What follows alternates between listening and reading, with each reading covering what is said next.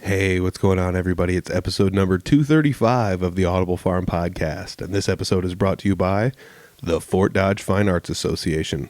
Go to www.fdfineartsassociation.org and check them out. Fort Dodge Fine Arts Association supports arts of any kind in the Fort Dodge area. They have an extensive community calendar there showing all sorts of events that are happening around the area.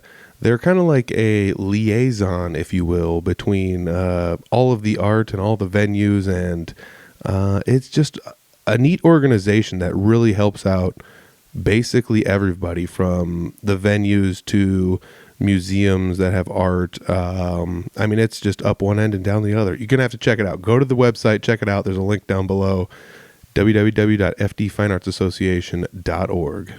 This episode, I'm sitting down with Lee Klett. Lee Klett's been on the podcast before. I actually met him by happenstance. I think we talked about that very beginning of the episode. But it's just such a fun thing to know that I met such a great guy basically by accident, and a happy accident at that. You know, it was something that could have been bad, but it wasn't. It was actually a very good thing. And Lee is one of the great guys out there supporting just about anyone, just about any way he can.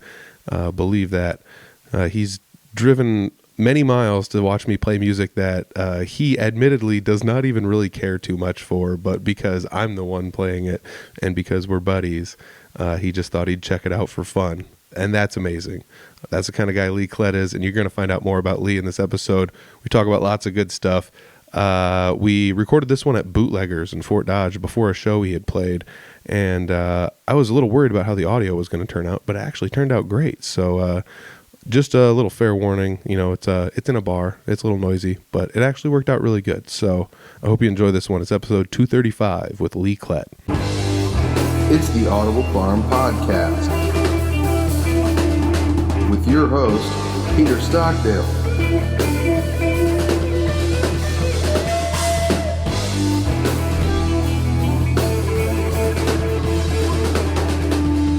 Sitting down with an old friend, Lee Klett. How you doing, man? Haven't seen you in forever. It's been a minute. It's been a long time. I think it's been 3 or 4 months since I even been to Fort Dodge. So Yeah, I'm trying to remember the last time I saw you. Was it here at Bootleggers, maybe? I think it might have been. It was either here or it was over at Creekside, but I think it was here. Oh, yeah, Creekside. You have played there before. But if it was Creekside, it was longer ago. I mean, it's been. I only played one show here this year. And you weren't at that one, so. I'm trying to remember, if I've seen you since before the last time the podcast was on. Because if not, it's been 2 years since I've seen you. It might be. That's wild. No, you weren't with Jesse the last time I saw him play, so it was, he had Jeremy Ober with him. Yep. So, it might actually have been 2 years, man. That's crazy. No. Did you go to the award show? No, I did not. Don't. God dang it. It's probably been 2 years, man. That man. is insanity. Yeah. You know what's crazy is I think a lot about how you and I actually met each other.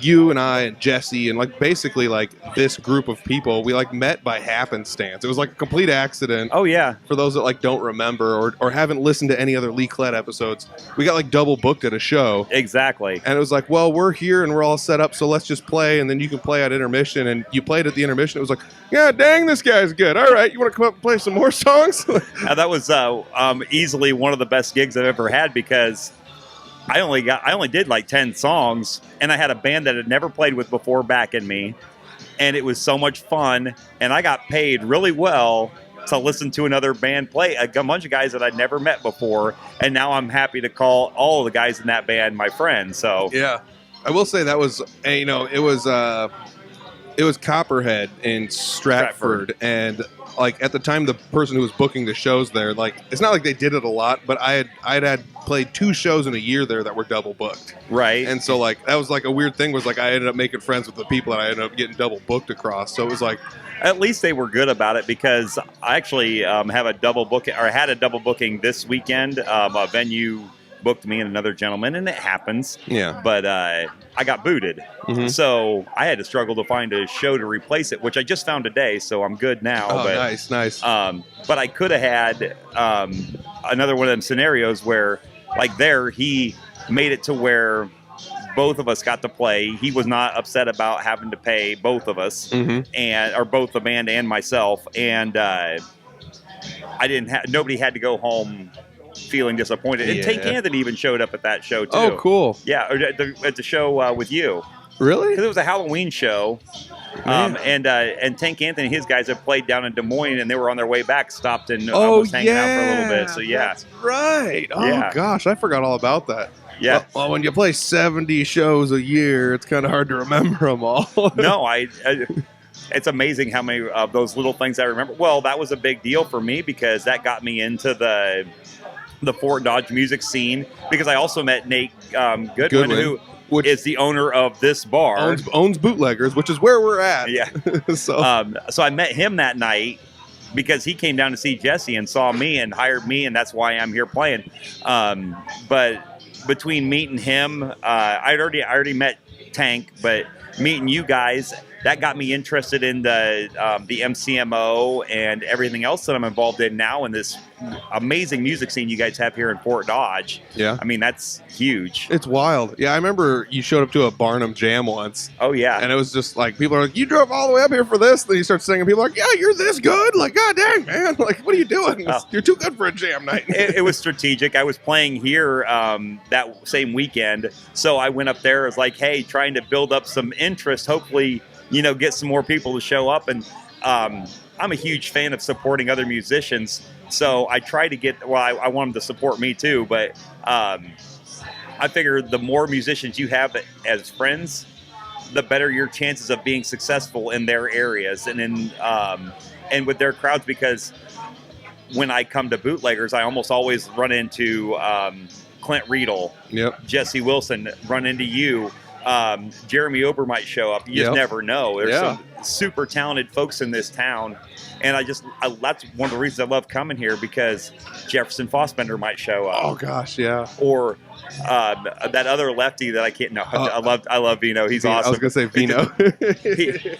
Or I let him play my guitar the last time I was in town, and he's like, I don't play left-handed guitar left-handed. I play right-handed guitar left-handed. But he still was out playing me on a left-handed guitar. I'm like, goddamn, show up. And then he plays left-handed bass, like a regular left-handed bass. Like, how does that not mess with your mind? I don't know. There was a show we played once, and I believe I was on the bass, and he wanted to play bass, so we had to flip a righty bass upside down and play it lefty, and he was still like better than I. And it's like, what? Get out of here! Yeah, man. Just show off a little bit. Oh my gosh, that's hilarious. I mean, it's not like driving a car in Britain. It's not the same thing. No, even though. I bet that'd be a little weird, though, too. Yeah. I mean, are the gas pedal and brake pedal on the same side as they normally? I have no idea. I actually don't know. I've got friends over in the UK. I'm just going to have to ask. We're going to have to ask. If you know, call in. Call into Bootleggers and let them know what you're inquiring about.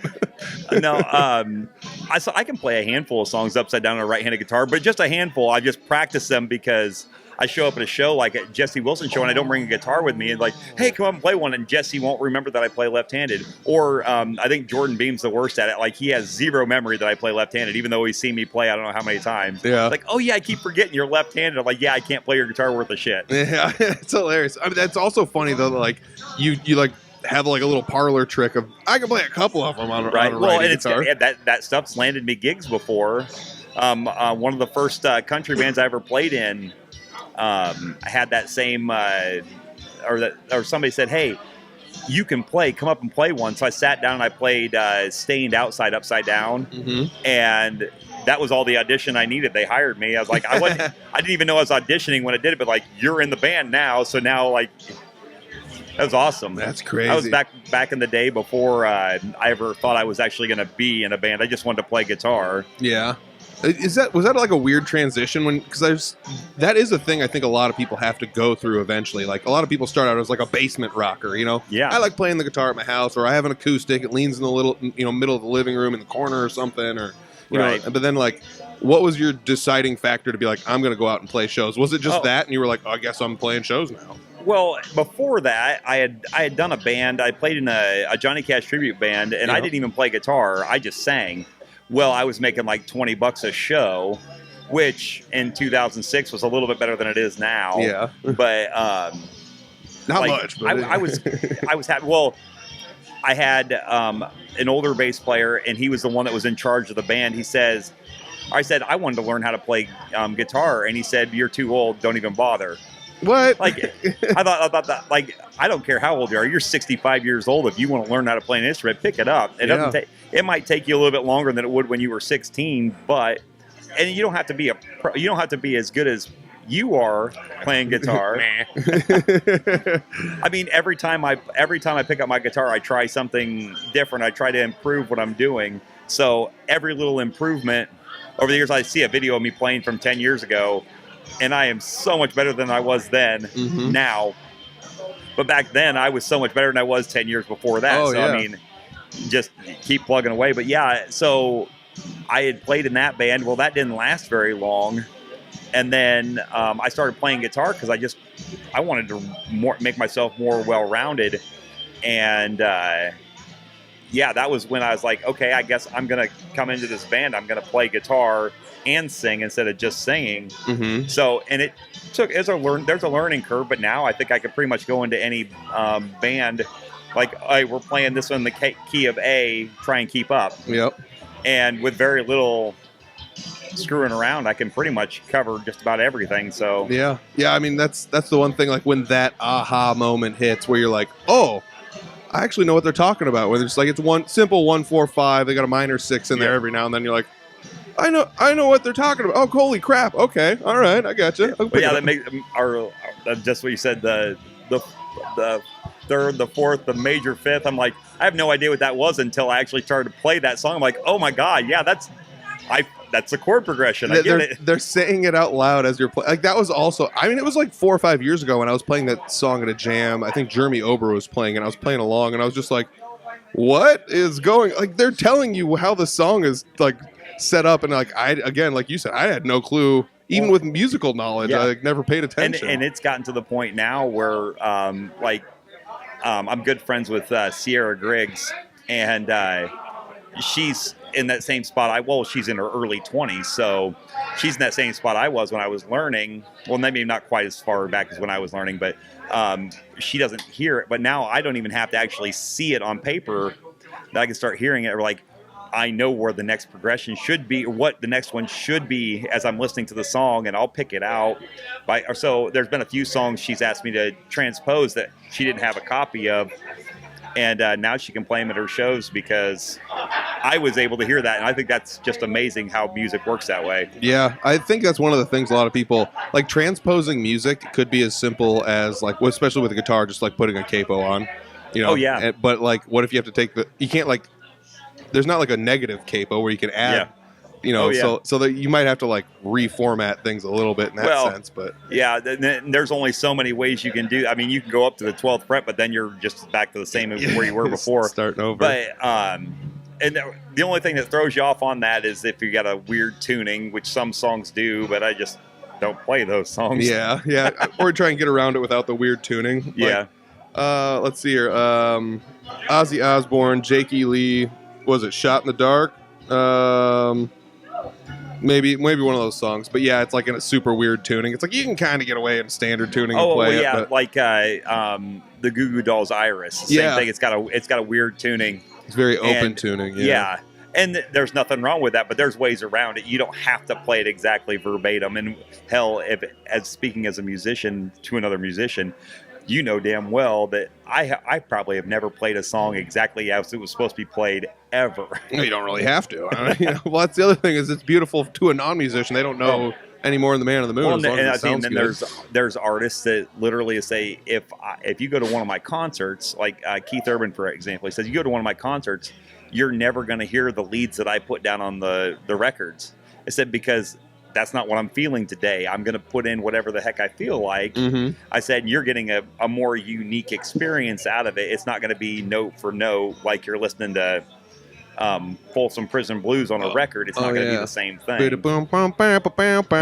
okay. Yeah, so I think about that because that's kind of my style, though, too, is where it's like, well, whatever I'm feeling is kind of how I'm going to play it. Right. Sometimes there's certain songs where it's like, well, this is kind of the riff, or this is kind of the melody. There are like intro riffs or the ones that repeat themselves often in the song that you pretty much have to get note for note or close enough to where people are like, oh yeah, I know. Like start Sweet Home Alabama. Bum, bum, bum, dun, dun, dun, dun. Yeah, I know that one. Yeah. Everybody's going to be yeah.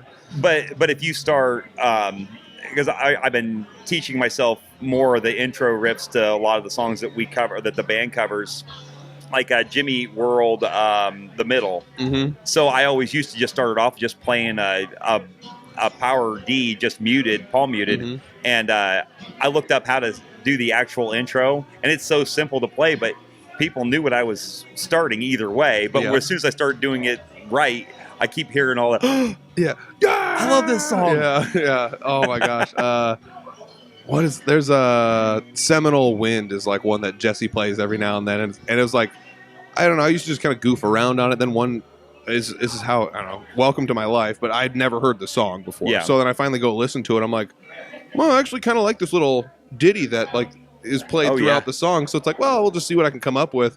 And it's like, well, as long as you kind of get it close, or like you start the pattern and kind of just make it your own at the end. Right. People know what it is. They take to it a lot better, you know. Now, how do you do that? Because you don't have a fiddle, and that song's got a heavy fiddle in it. Yes. I mean, we play a lot of songs that have fiddle in it too, but like the fiddle's the one doing most of the intro work and everything. Yeah. I literally just heard this last night at a bar. So. Oh, nice. Yeah. I just play the notes on a guitar basically. It's like, it's like you said, it's in this key. Yep. There's only so many notes I can slap in here to make it sound good. Oh, that's a very easy progress. That's just a 4-chord pattern in that song. Yep. Yeah. So like that was one where Jesse has a fiddle player, Taylor Smith, playing with him, and that was nice. And so he'll usually play it, but if he's not around, it's like, it was one of those things when me and Jesse would play it, it wasn't a big deal. But then when Taylor came and played a couple shows with us, Taylor's like trained by ear, so like he just like went out and like listened to his phone and was like, okay, I got it, and then like played it, you know.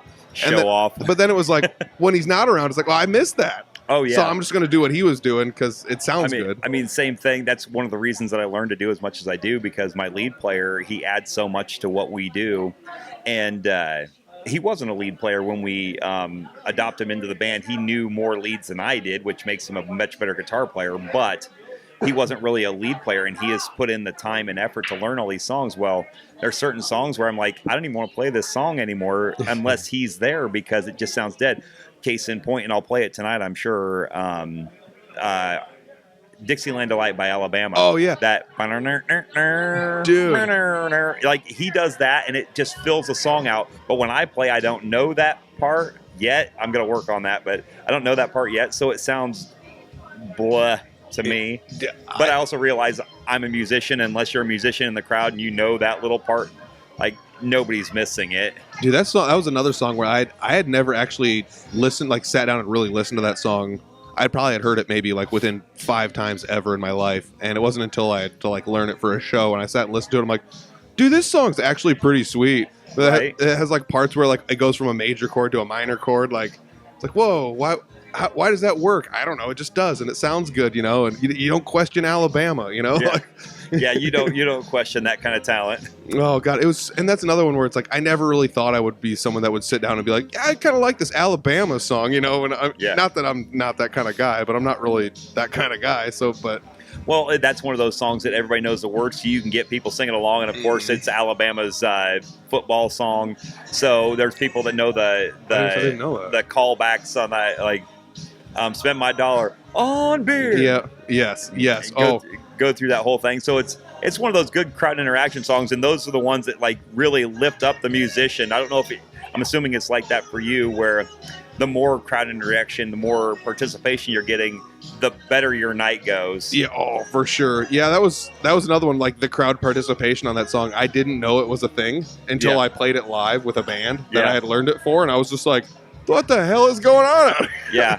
Play that anywhere where you've got Alabama fans and you'll go deaf. Oh, it's wild. That's so fun. So you were talking of band. Is it The Boys? Is that It's the band? The Boys. Yeah, okay. So did The Boys change since the last time you were on the podcast? We've I don't think since the last time we've talked, I mean, we've been a band for 10 years now. But I mean, my drummer has been with us for a couple of years now, but he's been only with us for the last year. Our lead player and we have 2 bass players. Whoa. At the same time? No. Oh. We've had them both the same place before, but it doesn't happen very often. We have one that works on an ambulance crew, so he's not available every other weekend. So they just work it out between them which one of them's going to show up. Yeah. But one of the bass players we've had for a year, the other one we've had for probably 7 or 8 years. That's So, cool. and then of course me and my brother been fronting it for forever. So we've got a really solid group of guys. Everybody gets along. We're all on the same page. Everybody wants to play. We've got a slower schedule this month, and everybody's going, Yeah. let's go. I'm like, I'm trying. I can't book what's not there. Yeah. Well, I mean, that's the thing. After Christmas, that's like basically up until somewhere in February-ish, it's really slow for full band shows. Right. You know. And that's what I was trying to explain. Like, we've never had like really good Januaries for the full band. Myself, I'll have a show every week, at least one show every week. Mm-hmm. But it'll probably be solo or duo. And I mean, that's all that the place has room for, so I can't really do anything else about it. Guys, but yeah, I swear the jukebox is getting louder. I'm kind of hearing it, but kind of not. I'm just phasing it out, trying to focus on you, Pete. Oh my gosh! Oh, sorry for the interruption there. But you know, it's crazy. Also, like your brother's your twin, is he? Yeah, we're twins. And I've never met him. Well, to be fair, he has a day job. He works for the post office, Okay. so he's not a huge fan of traveling this far. Mhm. This is a 3-hour drive for me to get Yeah. up to Fort Dodge. It's another 45 minutes for him. Oh wow, he lives And- 45 minutes further away. Yeah, and Okay. his wife and kids, they have, you know, they put a little bit of strain on his time. See, I'm not married, and my youngest is 18, so he's more like, "Can you leave already?" Yeah.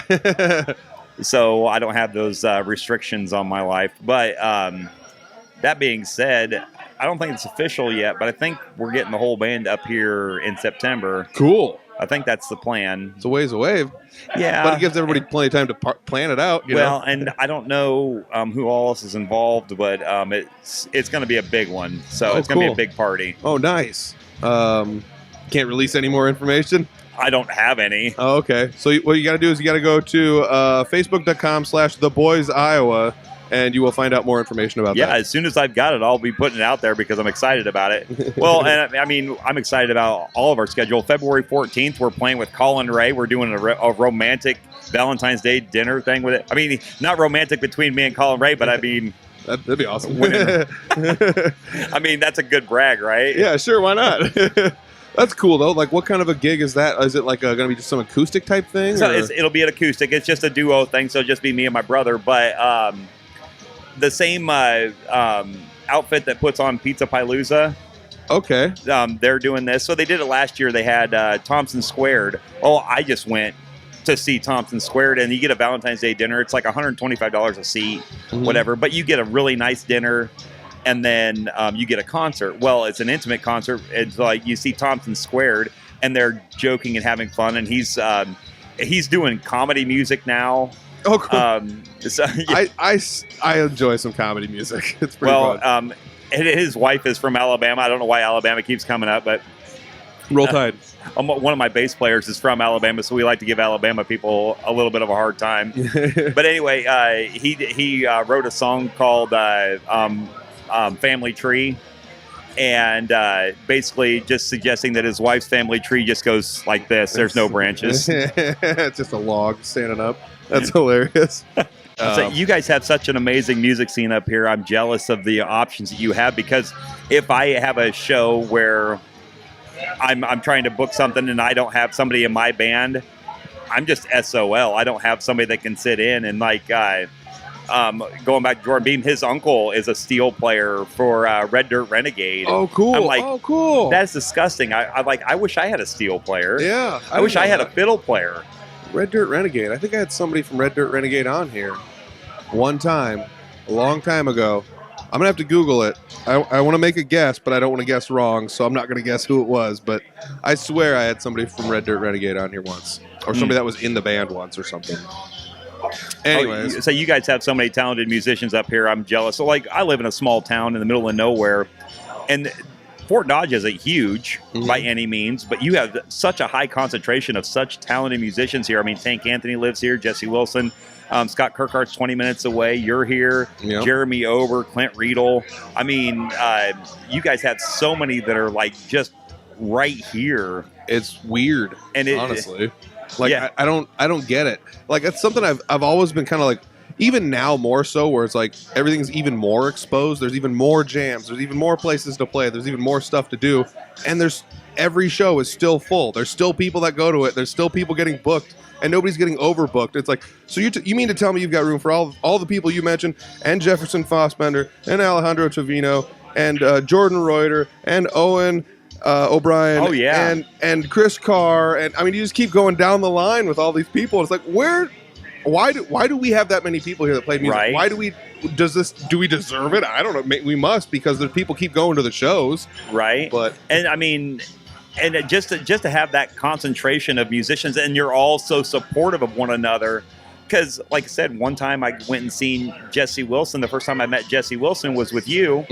And then the last time I saw him, he was playing with Jeremy Ober. And then the last time I saw Jeremy Ober, he was playing with Vino and a couple guys that played horns in Lone Tree Revival. Oh, yeah. Oh, my. I played over at Amigos. And then somebody said after that show was going on up there at the brewery, I'm like, well, hell, I'm going to that. Yeah. So headed right up there and caught that. And that was amazing. It's wild. I saw them at a winery. Man, it's probably been 2023 I saw them. I don't think I saw them all of 2024 actually, but I think this would have been September. They were at what's the not Shiny Top, River Hops. Yeah. Outback. Outback. Yeah, they had some massive speakers out there. It was so much fun. They were so good. Like, I don't know why I came to town to play. I should have just came right over here to see these guys. Oh, it's so good. That's the hard part about, I would have a hard time living up here because I'd have a hard time wanting to be booked because there's so many options for music. Yeah. And that's the other thing is, like, if I ever have a night off, it's just like, well, there's 4 places I can go watch music tonight. And it's like, you know, I just have to do it, you know. The thing that kind of sucks now is I work in Fort Dodge, but I live in Humboldt. So by the time I drive here, get off work, drive home, it's like, do I want to make another round trip to Fort Dodge? And it's like, half the time I'm just too lazy these days. But just don't go home. Yeah, that's what I did today. I just like drove around for a while. I'm like, well, I'm going to boot at 6, so here we are doing the podcast. You know, and again, thank you for making this work out. Absolutely, no problem whatsoever. I enjoy it, and I really enjoy this place. I think it's been 4 months since I've been here, which is like the longest stretch since I started playing here that I've went between shows. So at Boot or in Fort Dodge? At Boo. Oh, really? Yeah. Play here that many times? Like 3 or 4 times a year? I think I'm averaging about 4. That's awesome. Good job, Nate. I think I'm back here in late March. So, oh, hell yeah. That's cool. Only a couple months between this one and the next one. So yeah, you gotta give Nate kudos because he's definitely somebody that will just like go to other shows just to see how good people are. And like I said, I met him in Stratford, 40 minutes away from here. And if it hadn't been for him coming to me, I might not have even. Well, I would have eventually found this place, but it might have taken me forever. Yeah. And I love seeing the posts where he's got like the love bombs. You just had them on your show. Yep.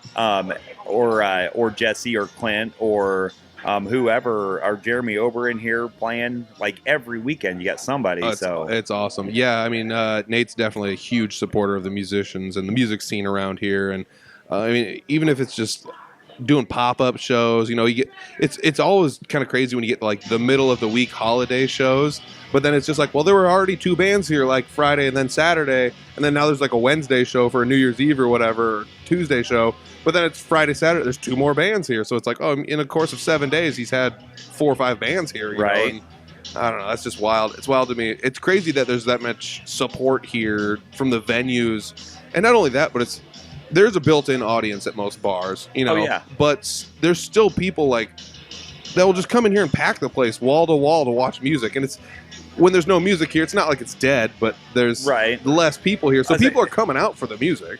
That's the other thing about this town too, because there is so many options for music. A lot of times I come in here and it'll be a rotating crowd. I'll always have about the same amount of people. It'll always be 3/4 to 90% full, but an hour go by and it'll be almost a completely different 90 people. And not because I wasn't doing good, but because there's so many good options out there. And like I said, and that's also evident in the amount of musicians that come out and support you. I don't think I've ever played a show in Fort Dodge where I didn't have another musician stop out and catch a set or stay for the whole damn night. Yeah. Oh shit! You came out and watched me play punk music in Des Moines once when you had a set down there. Well, you know what? That was a Tuesday, and I didn't have anything going on Tuesday, and that's kind of my shtick. I like going out and catching live music. I'm not a huge fan of that scene. Yeah, but I'm a huge fan of Pete. Yeah. So I mean that makes a difference. That makes a difference to me, and I tell you what, maybe I wouldn't listen to it on the radio. I'd probably change the station. But if I knew it was you, I wouldn't change the station. But if I'm in a live scene, it's a completely different feel. Like with very few exceptions, I could sit and listen to polka live. Would I change the station if it was on the radio? Yes, probably. Yeah, it's the same deal with me though. I feel exactly the same way. For some reason, when it's live, it's different, you know. And right. The best example I have is like Late Street, the rap group from Fort Dodge. I don't know if you've ever heard of them or not. But yeah, sure, bring one over. Thank you very much. I appreciate it. Oh, well, thank you. That's very nice. Thank you, Nate. You. Awesome. So like, yeah, gotta give another shout out to Nate. Bootleggers. We're at Bootleggers right now. This place is amazing. I've played a lot of shows here. I've cut a lot of cut my teeth here. This is some of the first places I ever played shows. But yeah, Late Street, rap group, Fort Dodge. Rap's not my thing. I've been to rap shows, but I almost don't even want to swear, but like I'll be goddamned if they're not amazing live. It's so fun to watch them live. We played a show like recently, and they played after us, and it's like, well, I'm sticking around watching Late Street. It was one of those things when the first time I saw them, I was just like, holy cow, these guys are so freaking good. Usually you think of a rapper and it's just somebody with like a laptop and they hit the space bar and they're just rapping over the CD of the song with the words already in it. They're not doing that, you know. Right. That's, I don't know. This is wild. Or for instance, I went down and did an open mic thing in Kansas City, and I don't know if somebody had already heard of me or whatever, but somebody told them that I was good. So they gave everybody like 2 songs or do whatever, or 2 poems or whatever the hell you wanted to do when you were doing this open mic. And I saw somebody beatbox, and the guy walks up there. He's all in black. He's like about that big around, like a strong breeze would blow him over. I'm like, this is going to be awful. And then he started beatboxing and started doing all these sound effects and everything. I'm like, holy shit, this is so cool. And again, if I heard on the radio, I'll probably change the station, but it's not the same. So it's almost like when you're live, you're just like, how are you doing that? Right. How are you doing that? That's crazy. Well, that like my favorite compliment when I'm playing music is somebody comes up and says, you know what, I don't even like country music, because that's primarily what I do. Mm-hmm. But I don't even like country music, but I like what you do. Yeah. I said, well, I hate to tell you kind of like country music then. But I mean, it's just in the same vein. It's, I enjoy live music because there's a different energy, there's a different flow to it, and like if you're listening to the radio, George Strait singing a song is okay, but seeing George Strait live, that like bring tears to your eye. I was hanging out with Michael Bernard earlier today. You know him? I know who he is. I've never met him, though, I don't think. Okay, well, he's from the Marshalltown area. He did an interview down in my hometown at a coffee shop, and they do kind of like what you're doing right now, where we're in a crowded bar, except for everybody's listening to what they're doing instead of just ignoring us. What's it called? It's Steve Shetler's. Steve Shetler. Yeah, he's been on the podcast. Yes, Steve Shetler Media. But he was doing his thing this morning. Well, I've heard Mike. I've heard his recordings, and he's good. Oh yeah, he's very good. But he played 2 songs that I'd never heard before. Well, he hasn't had them released yet. But then he played the last song he played was one I have heard before, and just watching him play it and hearing it, I mean, it's an emotional song he wrote for his daughter, his firstborn, and just watching him and the emotion that he puts into it, it hits you a little bit different when it's in person. So. Oh yeah, for sure. So speaking of writing songs, you been writing any new music? It's been a little bit since I put out a new one. Since the last time I saw you, I've put out several. Actually, last year at this time of year, I just put 4 songs together in 5 days. Oh wow! I got a couple really good ones. I think you'd enjoy. I actually talking to Jesse about getting some stuff recorded, like the one we wrote together a couple years ago. Yeah, that's good. What's That was My Girl. Oh yes, yeah. We have played that live. I'd say a handful of times, maybe 5. Yeah, it's one of those deals where I think one time we were like, let's play this, and he's like, actually I don't know if I remember all the words, let's not play it, and then we played it again. It's this is a song I wrote with Lee Klett. He came over and he's like, check this out, I got this song, we recorded part of it, we never finished it, but hopefully we'll get it finished or whatever, and I mean we got to a point where I just wasn't happy with, we switched since the last time we recorded, we switched the key, so it brought the guitar down, and it just felt a little hollow instead of bright. Mm-hmm. And we haven't re-recorded the vocals on top of that because I'm not letting a synthesizer do that. Oh yeah. But anyway, we're gonna get back into that. But I wrote a few new good ones. I wrote one called "I Miss My Ex-Girlfriend." I think you'd enjoy that one. I can just imagine where it's going to go. Well, it's kind of a tongue-in-cheek song. Yeah. Basically, the gist behind the song is, once she said I do, she's no longer your girlfriend anymore. Oh. So the joke of the song is, she ain't doing the things she used to do before she got married to you. I dig. Yeah. I like that. And then I wrote one for the girl you never should have dated called "Pray for the Devil." Okay. So the punchline of that song is, when she goes to hell, pray for the devil. That's what I like about, country music has the ability somehow to be funny. Oh yeah. Then not. It's obviously serious stuff, but it's you're making a joke out of the whole situation. Where if you're writing a metal song, it's that doesn't fly as well. You might be able to get away with it a little bit in blues, but even in blues, somebody might be like, that's kind of cheesy or something, But with country music, it flies. And what's the song you sing a lot? Your brother wrote it. Something stripper or something. Oh, a stripper stole my truck. Yeah, that's the hat you're wearing right now. So, but I mean, that's another one where it's that's pretty funny, Yeah, that was one when you hear the title of it the first time, you're like, God, this is going to be a terrible song. And you're like, that's actually not half bad. It's a pretty good song, It's good for some chuckles. It's actually good music, and I don't know. I think that's one of my favorite things about country music, honestly, is well, yeah, because you can have a very serious song, or the last song I wrote is called "What She Left Behind," and it's literally, or the tagline of that song, it's not the things that she took when she left me, it's what she left behind. Oh. So, I mean, you can write serious stuff that's supposed to be thought-provoking or make you sad or whatever, but then you can turn around and write a song called "I Miss My Ex-Girlfriend" about your wife not doing the things she used to do when she wasn't married to you. Yeah, well, that's funny though, because if you put all the titles next to each other, you're just like, oh, this is an album. This guy's really sad. He's had a lot of heartbreak in his life, and then you listen to it, and you're like, that's actually pretty funny. I love that because I have a list of songs that you can request. I got a QR code on my banner. You can scan that now, and it'll give you a list of songs that you can request. It'll literally just send me a text message, and I've got all my originals pinned to the top of this list. Mm-hmm. So as they scrolling through this, if they decide they want an original, they'll go for the ones that they think are going to be cheesy or funny. Mm-hmm. And sometimes they pick or yesterday, I kid you not, one I probably play 5 times a year got requested twice. The song's called "Drunk Dial Me."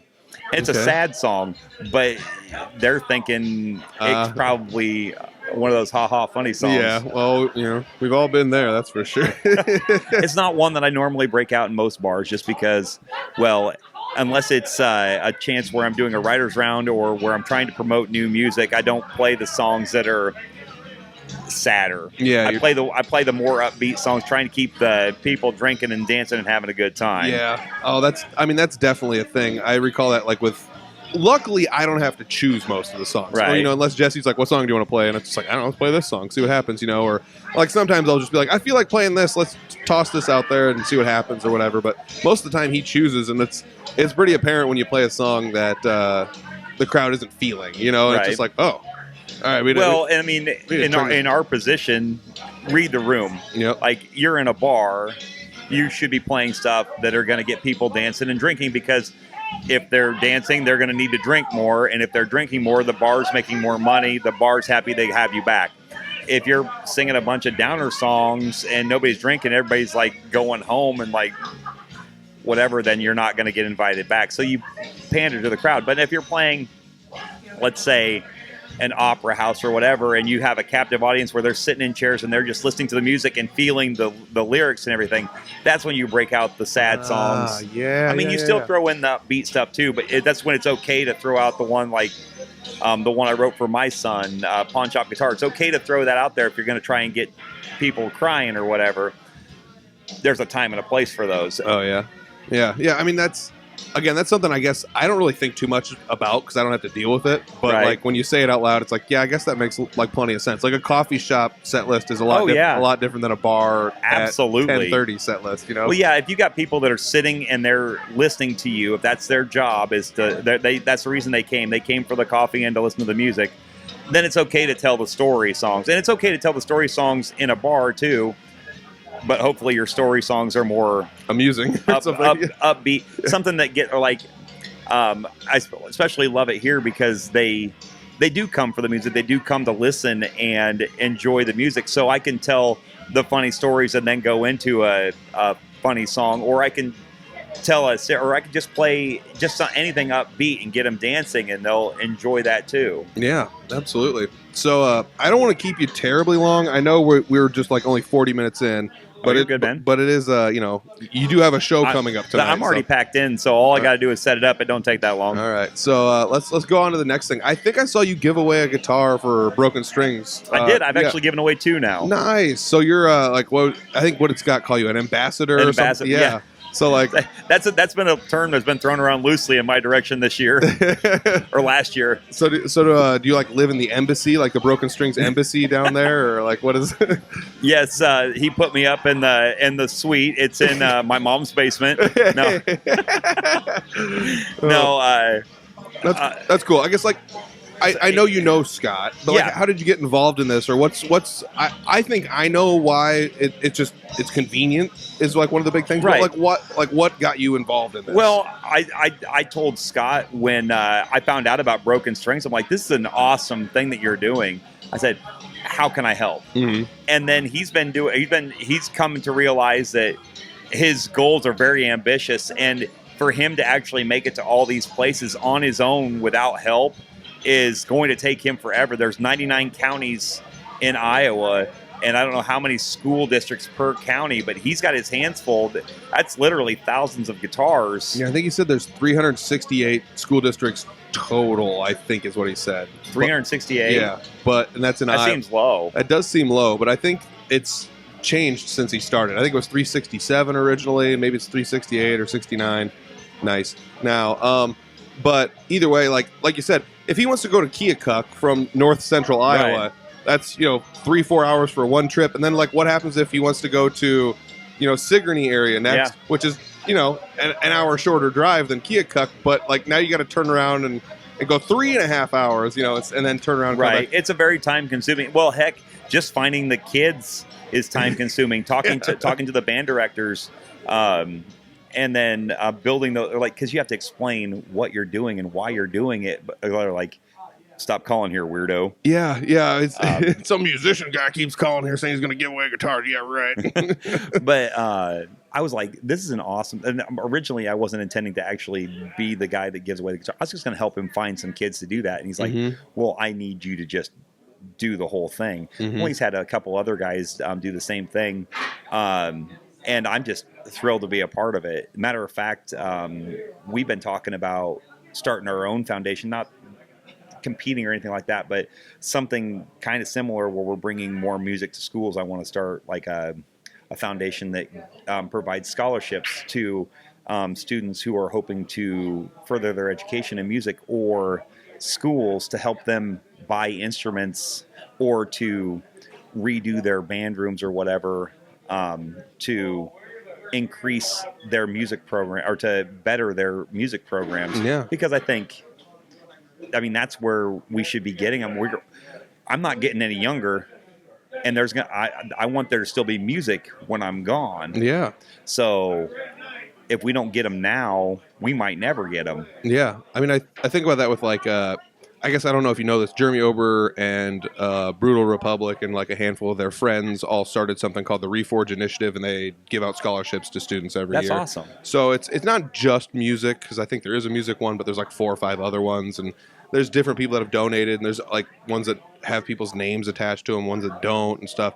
Go listen to the newest FDT episode if you guys want to go check that out. But I need to get on to that one. Yeah, but he'd be a great one to ask or to spin it past, or even Shelly Bodorf. She's like, I know Shelly. She's basically the host of FDT. I'm like the co-host with her. Nice. So like she helps out a lot with that. So that'd be a great place if you want to think of something like that. Just spin the idea past them. They might be able to point and push you in the right way. Right. Or be like, this is what we did that worked, and this is what we did that didn't work. So I mean, last year I just put a post on Facebook. I'm like, hey, if you've got an old instrument laying around, like, and it's something that a kid could use in band in high school, maybe there's a kid that can't afford one, like, holler at me. I'll come over and get the instrument, do a little assessment, make sure it's worth giving to the school, and then gift it to a school. That I don't need any credit for anything. I don't want anything else, but I know there's a kid.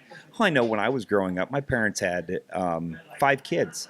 Oh, yeah. So good luck buying band instruments for 5 kids. Yeah, good luck. Like, we were told band's not important. Yeah. So that's why I said I didn't start playing guitar till I was an adult. Yeah. Because I had to buy my first guitar. Oh, yeah. So, and not saying that my parents wouldn't have provided that. It didn't happen. Yeah. Oh, I mean, it's not like I'm bad with money. I'm pretty good with money, but like I couldn't imagine somebody just being like, now you have 5 kids and trying to figure out finances. Like, get out of here. Like, no. Yeah, that's a lot of balancing. It's a lot of budgeting. And my youngest is 18. I've saw the light at the end of the tunnel. I'm good. I'm not doing it again. I don't have to be good with finances when it's just me. Yeah. Oh, yeah, exactly.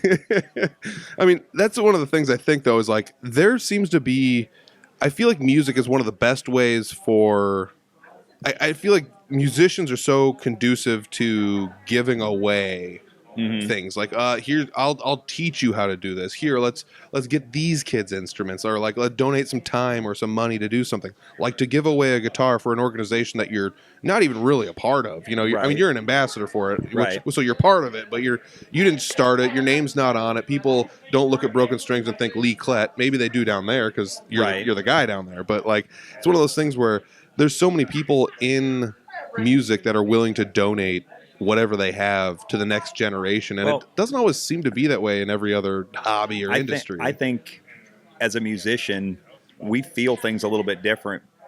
I mean, I feel music different than a lot of people do. So I want people to feel how I feel about music. And those kids that are misunderstood, or the ones that don't have an outlet, if you give them that outlet and they become something, or if they take that and they learn how to play the saxophone, or they learn how to play the flute or whatever, and it gives them some sort of structure, some sort of basis for their love of music or whatever, that's amazing. I mean, that's the very least I could do. I wish I could do more. Yeah. Like if I could fund my entire, like my high school, if I could fund their entire music program, I would. Oh yeah. Well, that's the other thing, I guess. Like when you're talking about giving time or money or instruments to music departments in schools, it made me think like, oh yeah, like almost every school has a music boosters program, because like the music departments can't support themselves really. I mean, they kind of can, but like kind of not. They're not given the same resources as like the sports. And don't get me wrong, I enjoy sports. I think that's a very good outlet too.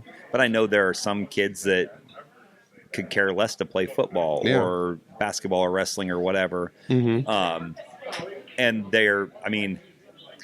I played those sports, and I was also in the choir. Yeah.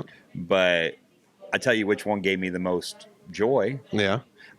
When I land a solo for whatever concert we were doing, I mean, that was a point of pride. Go home, like if I pinned somebody wrestling, I was happy about it, but it didn't last. Like I could tell you probably every solo that I did in my entire high school career, for music, which there was a few because there was 5 guys in the band. So if there was 2 male solos, I got at least one of them. Yeah. and then my twin brother got the other one. But I couldn't tell you like half of the things that I thought were great. Like that time I caught a fumble or picked up a fumble, or that time I almost scored, or blah blah blah. You know, now that you mentioned that, I was just like, that seems a little weird, but like I can tell you a couple things that are memorable from sporting, and that's about it. You know, like, and it's usually not like we won the tournament, or it's like I remember this one time I blew my leg out. I remember this one time, so I had like a couple knee surgeries, you know, after football or whatever. Then I remember this one time we played this one show somewhere, and we ate some food afterwards at a place that was good. And I don't remember the place or what the name of the place was or what the food was. But like, there's just like a couple things where I remember these minute things where like, as far as playing music, it's just like, oh gosh, I remember this. I remember going to that show in high school. I remember this field marching competition. I remember doing this. I remember marching during football games or whatever it happened to be. You know, there's so many things like that I remember from music that I don't necessarily. It's weird when you both of them bring you joy, but it's like you said, the longevity of one is. Well, yeah, I can remember specifics about a concert or an honor choir concert I had in the 7th grade. Yeah, I can like remember like when the boys were sent off and they were working with the girls on a German song, and I'm sitting in these like theater style seats at the university or at Iowa State University, and eating peanuts and critiquing, you know, just having fun with the guy next to me that I've never met before because we're all in a choir we just been thrown together in. But yeah, I remember that, you know, that scenario in that concert, and I remember things from that concert. I have a VHS of that thing. That's how old it was. I still have that's on my bookshelf in my bedroom. Oh, hilarious. A VHS of that concert that I haven't seen in 30 years. That's crazy. But yeah, VHS. There's a couple VHSs of me and a couple bands playing. They're not the greatest. I need to get one of those transfers to get it on DVD or get them digital, so I don't even do DVDs anymore. Yeah, that's hilarious. Over the Christmas break, I was just like, I haven't had my PlayStation 4 plugged in like 6 years, so I like plugged it in, and I'm just like, now what am I going to do with this? Like, let's watch a DVD. I haven't watched a DVD in 6 years. I know. The only reason I have any DVDs anymore is because I couldn't get them digitally. Like, I've got a copy of The Producers. Gene Wilder, 1960 something. Yep. You couldn't stream it, so I kept that copy.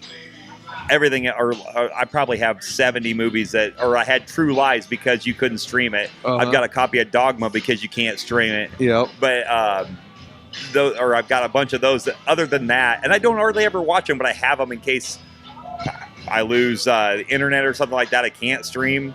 Other than that, I've got rid of everything.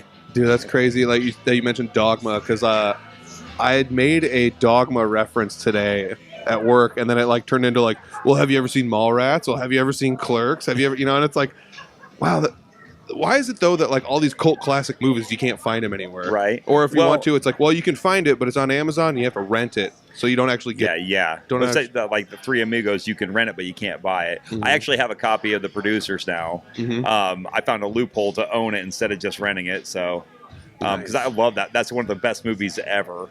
Gene Wilder's so good in that movie. That's I remember like watching a documentary on the making of that, or maybe it was because they made a musical with Nathan Lane and Matthew Broderick, but that's not near as good. Okay. I mean, that's enjoyable, but Gene Wilder's so much better. Well, that was in like the 2000s or something like that. Yeah, because I remember that being a thing. Like maybe when I was like in high school or just out of high school or somewhere around that age. Like, oh, this movie, this is kind of interesting, and then you like look it up and you're like, oh, this actually has a fun backstory to it. Like, oh yeah, Mel Brooks, right? Yep. Yeah. So like, I think it was a Mel Brooks interview where he was kind of talking about it and like, just like, I don't know, I just wanted to write this. One of those great movies that most people have forgotten about now. Yeah. So we got close to an hour here. I don't want to take too much of your time. What time does your show start? 8 o'clock. 8 o'clock. All right. So we are going to wrap this up so you can get set up and kind of get the no worries, man. Goofies shaken out of you here. I do want to say, like, knowing that you're helping Scott out with Broken Strings, you're just constantly giving back. And it's one of those things, like, that was one of the things when I saw that I was like, I got to have Lee back on the podcast just to have nothing else to bring up Broken Strings. And speaking of ambassadors, did you, so Jesse's a part of the MCMO. Mhm. Are you a part of that at all? I am not. Okay. I won an award at the MCMO, one that wasn't wasn't something that was voted on. Oh, wow. And that one also was an ambassador award. Oh, cool. For exactly that same reason. So I was given the ambassador of the year. It's the first one they've ever had.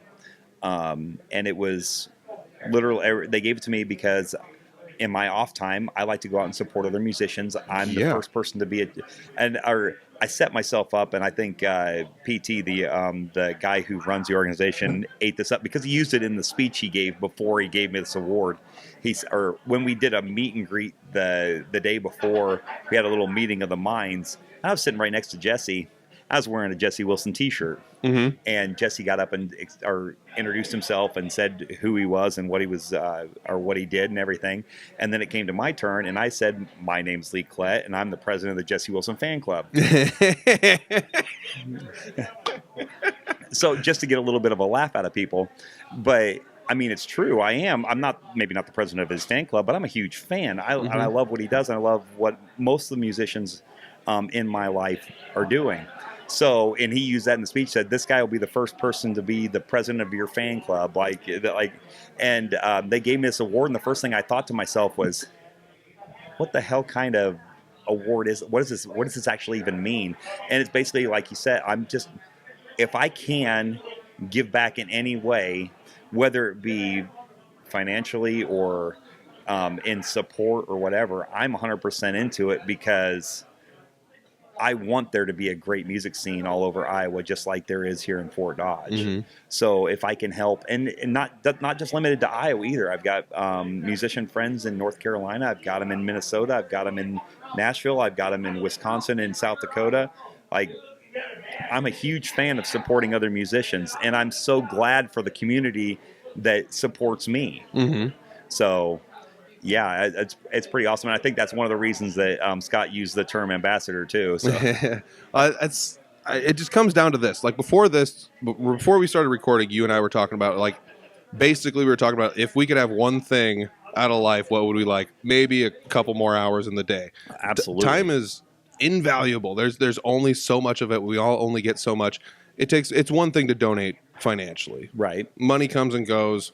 But you can donate money, and then just never pay attention to it or never care about it ever again. But if you're donating time, that's something you're never getting back, Right. And like I said, we all only have so much of it. We don't really know how much we have. So donating time is the biggest thing you could donate, and that's one something of the reasons you're doing. That I do what I do, because we're not guaranteed tomorrow.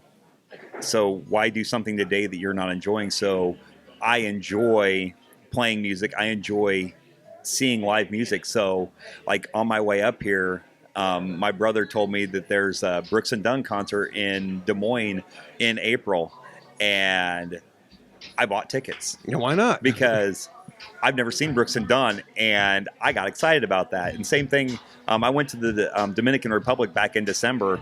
I've never done one of those vacations where it's all inclusive and just out on the beach, and when at home it's cold and miserable and it's 85 degrees and sunny there.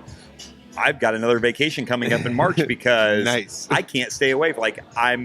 You only get one life. You only get to do everything just once. So if you're working your life away, if you're not enjoying what you're doing, you're wasting it. Or my brother, now I'm not saying he's doing anything wrong, but he's worked his butt off to get where he's at. He's been at the same job for 20 years. He knows. Impressive. He knows how many days or how many years, how many months, how many days, how many hours he has left before he can retire. What a way to go about every day when you're just checking a box off. Well, if you work for the post office, you probably would too. But I think I think at 53 or 54, he can retire. Me, I don't have that option. Oh yeah. But the way I look at it, I'm retired right now. Oh. I'm enjoying what I'm doing now when I'm young enough to enjoy it. Now, I'm not saying he's not going to be young enough to enjoy his retirement, but he's not going to be as young as I am enjoying mine. Yeah. It reminds me of a book I think somebody don't think I read it, but I think somebody had mentioned it to me once, and I don't think I read it. I based on the fact I don't remember what it was is tantamount to the fact that I didn't read it. But I think it was called How to Die Broke, and it was basically like not telling you how to like waste all your money, but it's like, would you rather save all your money up to go to the Swiss Alps when you're 70 and not be able to ski them? You know, if you like skiing, you might want to go when you're 40. It might not be as easy to go when you're 40, but that's when you're going to enjoy it more. Or 30, or 20. You know, granted, the younger you are, the harder it's going to be financially to separate with the money to go do these things. Right. But at the same time, there's no reason just to like keep all your money in a sack and toss it under your bed and just be like, and money is one of those things that you don't know what it's going to be worth in 20 years. True. Because if you think back to when we were in high school, what was a candy bar? 50 cents? Yeah. What can you get a candy bar for now? $2? Yeah, $2 if you're lucky. Yeah, it's like $2.39 or something. Yeah, Oh $2 my if gosh. you're lucky. So that money isn't worth near as much or it's never going to be worth more than it is now. Mm-hmm. Like, this is a good for instance too. I got a $50 savings bond for being student of the month when I was in 7th grade, Mm-hmm. and it matured over 30 years. So it was paid for with $25, and it was worth $50 after 7 years. And the next 23 years, it got up to $82. So, but that $82 is worth less than that 25 was back when I was in 7th grade. Yeah. So I'm not complaining about it. It's still a nice gift, and I literally just got that back. So it was in my dad's safe for 31 years. Oh wow. I mean, Thanks, Dad. what was a 7th grader going to do with it? True. I mean, I think that's actually like a good thing to remember because like I'm sure you were the same way a little bit, but like when I was growing up, if somebody gave me a check, it's like here's $50 for Christmas. It's like, you know, again, like what am I going to do with $50? You know, I might buy a video game, maybe, but like I'm not buying $50 worth of candy or anything. Right. You know, I'm not going to buy 6 12-packs of Mountain Dew with this or whatever the heck it was at the time. You know, so like I don't know. There's a lot of things with that where I think it's I don't know. I look at money a little bit differently than most people, but you're right though. Like buying power plus inflation usually means your money is worth more. Right. When you initially so, have it. I mean, not that I'm trying to go broke or anything, but if I see something that I want, like if I see a guitar that I want, if I've got the money, I'm going to buy it. Yeah. And if it doesn't hurt me in any way, I'm going to buy it. Yeah. Same thing with anything else. Like, I know you know this, but I lost a son when he was 21 years old, and that's not something anybody should ever have to go through. But at 21 years old, he had all this life in front of him, and it was just immediately taken away. Yeah. So I'm a lot older than that, and I'm not guaranteed tomorrow either. So why would I not live for today? Mm-hmm.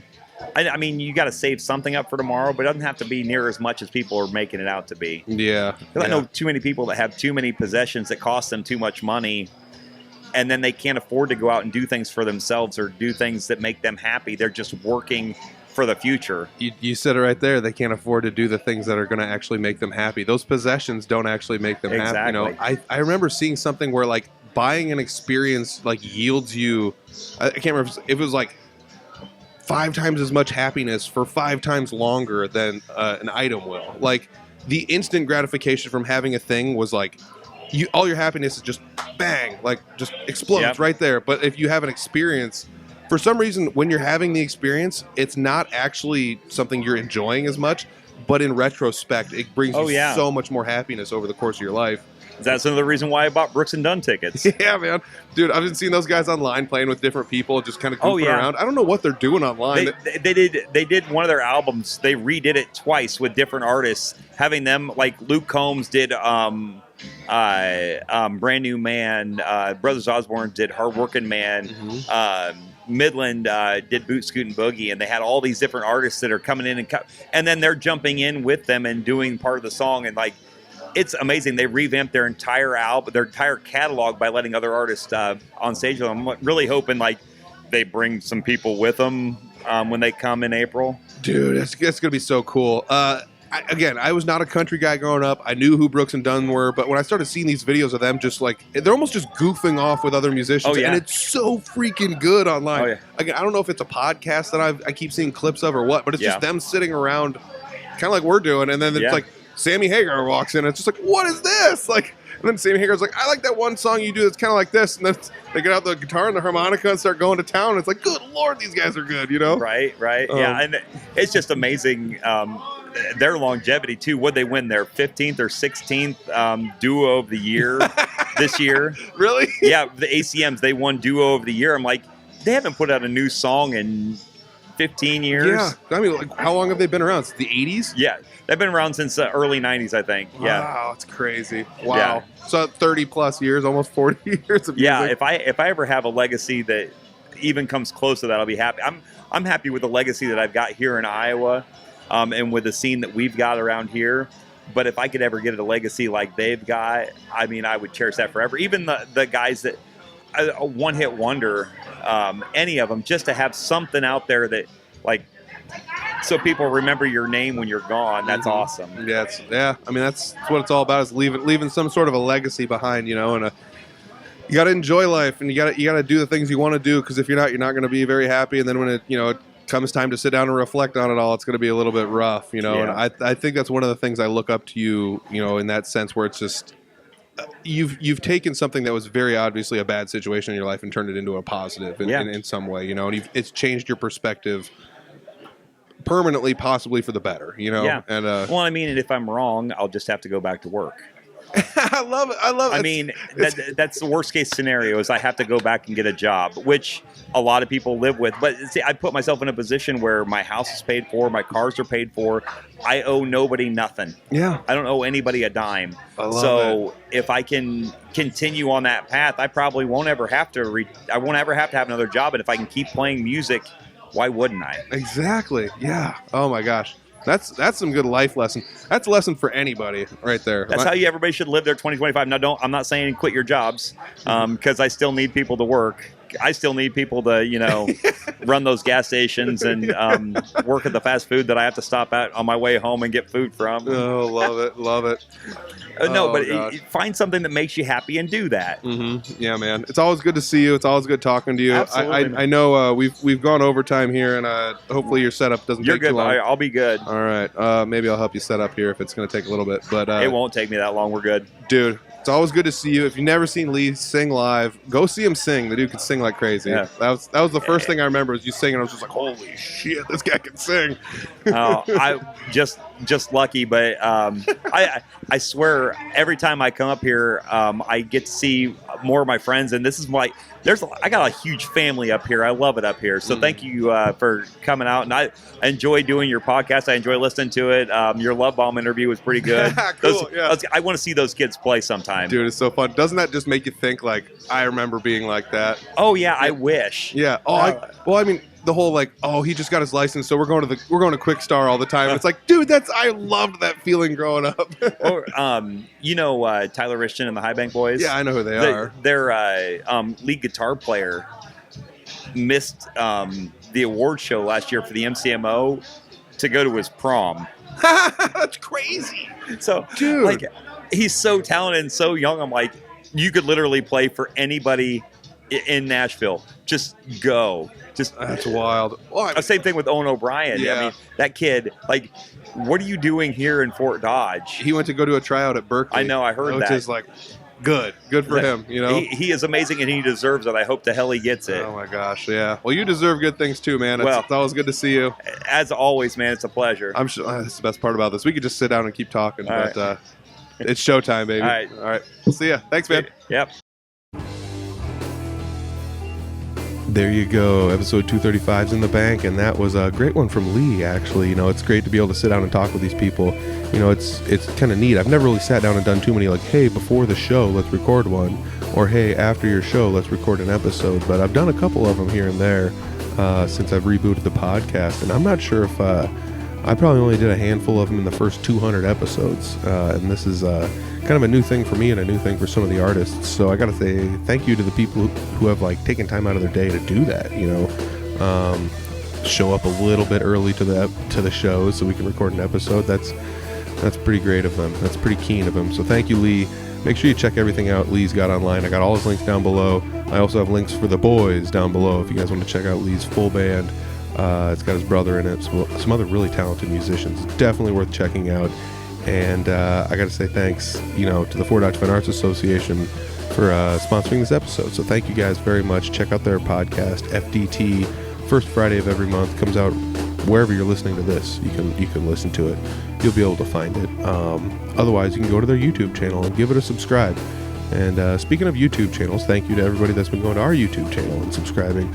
Lots and lots and lots of new subscribers. Thank you very much. The other fun thing is there was an influx of people listening to the podcast as of the last couple episodes. So thank you guys very much for that. It's fun to see that there's people it's almost split 50-50 now. And it didn't always used to be that way. So it's kind of neat to see that, the difference between where people will listen to it. I'm kind of an audio only guy. Sometimes I watch video versions of podcasts, but not always. So that's usually where I go. But I guess as of late, YouTube seems to be the hot place to go. Plus, you get the video version of it. You can see us kind of hanging out and just goofing around. So that's, another fun aspect of going over to YouTube. But thank you guys for subscribing on YouTube. If you haven't already, go ahead and hit subscribe over there. You never know what you're going to see over there. I don't really have any immediate plans for any additional content, but you never know.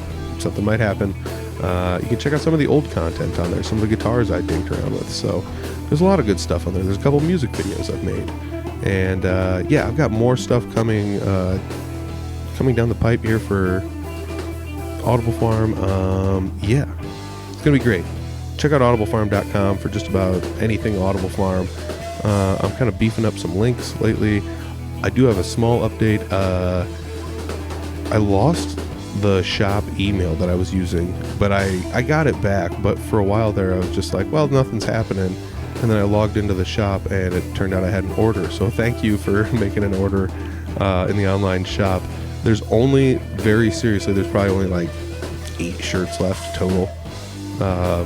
Maybe 10 if I had to make a high guess. So if you want some shirts, you might want to hop on that. Otherwise, I sold some stickers, National Sticker Day. Thank you very much. If you guys want to check some of that stuff out, thank you.